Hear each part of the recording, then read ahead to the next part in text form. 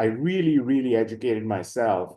The fact that I was given that opportunity, the fact that I was had some of the technical knowledge, I could spell TCP/IP and I could speak a little bit about it. I said, okay, let's take this opportunity and make the best out of it.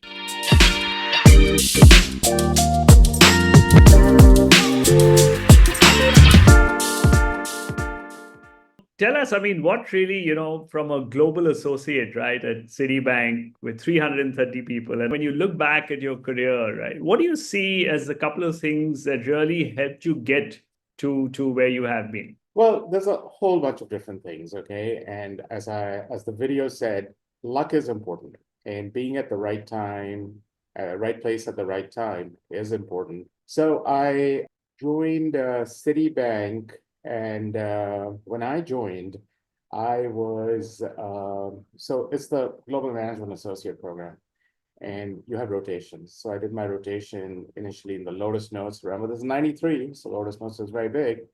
Lotus Notes, and then X400, which is the messaging backbone, very, very techy roles. And then in their LAN group, LAN networking. And finally, what happened is I could have joined one of these groups, but out of the blue came an opportunity. And that was, there was this thing that Citibank was being forced to connect to called the internet. And this was back in 94, when there was a push to connect Citibank to the internet, and there weren't too many people around who knew about the internet or even knew how it worked. Luckily, having just graduated from the university, and in the university, I used to run part of the backbone engineering. By the way, the reason I got into Citibank is not because of my degree. The only reason I got in is because when they came to hire, on campus, I was one of the very few people who had installed 5 Novell networks. Okay. Now remember, this is 92. 92, Novell was like hot, really hot. Okay. And when they came in 92 and they see this guy on a campus who's installed 5 different networks in different departments and knew a lot of the advanced Novell stuff, they said, we got to hire this guy. Okay. So it's not always the degree that gets you, it's what you're doing with your degree that's very, very important, the stuff that's all around it, okay?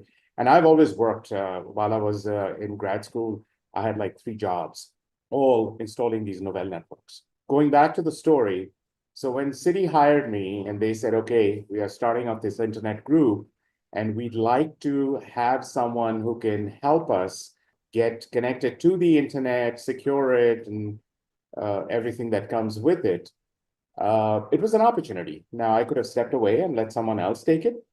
But, I was young, I was foolish, and I said, yes, I'm going to do this. And it was a challenge because when I went to engineering school, though I'm an electrical engineer, I've actually checked with my electronics colleagues too, my folks who were on the electronics side and communications. TCP/IP was not taught. Okay. So while I was at Citi, I'd already learned TCP/IP, and while I was working in the backbone engineering team in my university, I'd also learned TCP/IP, but I didn't know a lot of the protocols that went on TCP/IP. So I tried to learn all that. There's a series of books called O'Reilly. I got all those books. I really, really educated myself, and I took that opportunity. And then we went through and deployed the Citi network, and it was a pretty successful endeavor. So long story short is that the fact that I was given that opportunity, the fact that I was had some of the technical knowledge, I could spell TCP/IP and I could speak a little bit about it, was important. And the fact that I said, okay, let's take this opportunity and try and make the best out of it.